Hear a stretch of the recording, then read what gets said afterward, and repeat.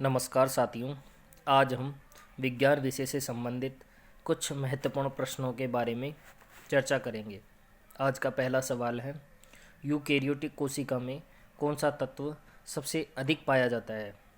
तो यूकेरियोटिक कोशिका में सबसे अधिक पाया जाने वाला तत्व कौन सा है?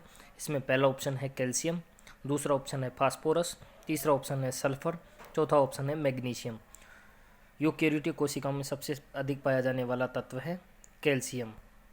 कैल्शियम तत्व यूकेरियोटिक कोशिकाओं में सर्वाधिक मात्रा में पाया जाता है। आज का दूसरा क्वेश्चन है साथियों, वह तत्व जो जंतु कोशिका के बाहर बहुलता से पाया जाता है। इसमें पहला ऑप्शन है सोडियम, दूसरा ऑप्शन है पोटेशियम, तीसरा ऑप्शन है मैग्नीशियम, चौथा ऑप्शन है फेरस। तो जंतु कोशिका के बाहर बहुलता से पाया जाने वाला तत्व है मैग्नीशियम। मैग्नीशियम तत्व जंतु कोशिका के बाहर बहुलता से पाया जाता है। तीसरा क्वेश्चन है साथियों, जीव द्रव्य में जल किस रूप में पाया जाता है? पहला ऑप्शन है मुक्त रूप में, दूसरा ऑप्शन है आबद्ध रूप में, तीसरा ऑप्शन है 1 एवं 2 दोनों में, और चौथा ऑप्शन है क्रिस्टल रूप में। तो जीव द्रव्य में जल 1 एवं 2 दोनों रूपों में, यानी कि मुक्त रूप में भी पाया जाता है और आबद्ध रूप में भी पाया जाता है। अगला क्वेश्चन है साथियों, अर्धसूत्री विभाजन किस में होता है? पहला ऑप्शन है शीर्षस्थ विभज्योतक में, दूसरा ऑप्शन है कायिक कोशिकाओं में, तीसरा ऑप्शन है जननी कोशिकाओं में, चौथा ऑप्शन है विशिष्ट विभज्योतक में। तो अर्धसूत्री विभाजन पाया जाता है जननी कोशिकाओं में। अगला क्वेश्चन है साथियों, काइज मेटा दिखलाई देने लगते हैं। पहला ऑप्शन है सिनेप्टोटीन में, दूसरा ऑप्शन है लेप्टोटीन में, तीसरा ऑप्शन है डिप्लोटीन में, चौथा ऑप्शन है डाइकाइनेसिस में। तो इसमें तीसरा ऑप्शन डिप्लोटीन में काइज मेटा दिखलाई देने लगते हैं। अगला क्वेश्चन है साथियों, रिकॉम्बिनेज एंजाइम अर्धसूत्री विभाजन की किस अवस्था में आवश्यक है? पहला ऑप्शन है पेकाइटीन यानी स्थूलपट्ट अवस्था में, दूसरा जाइगोटीन यानी युग्मपट्ट अवस्था में, तीसरा ऑप्शन है डिप्लोटीन यानी द्विपट्ट अवस्था में, और चौथा ऑप्शन है डाइकाइनेसिस यानी परगतिक्रम अवस्था में। तो इसका सही आंसर होगा पेकाइटीन या स्थूलपट्ट अवस्था में पाया जाता है।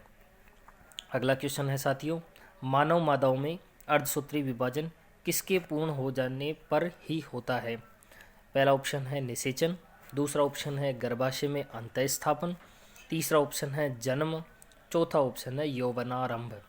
तो इसमें सही आंसर होगा निषेचन के पूर्ण होने पर ही अर्धसूत्री विभाजन सेकंड पाया जाता है। अगला क्वेश्चन है साथियों, तर्करूपी तंतु लगते हैं।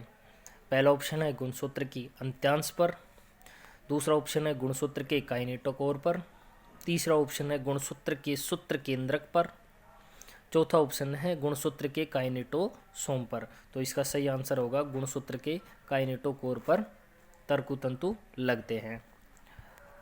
अगला क्वेश्चन है साथियों, अर्धसूत्री विभाजन में जीन विनिमय किस अवस्था में होता है?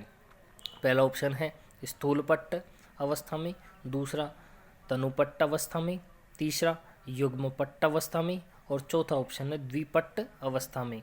तो इसका सही आंसर होगा स्थूलपट्ट अवस्था में। अगला क्वेश्चन है साथियों, कायिक कोशिकाओं में समसूत्रण के दौरान निम्नलिखित में से कौन सा लक्षण नहीं पाया जाता है?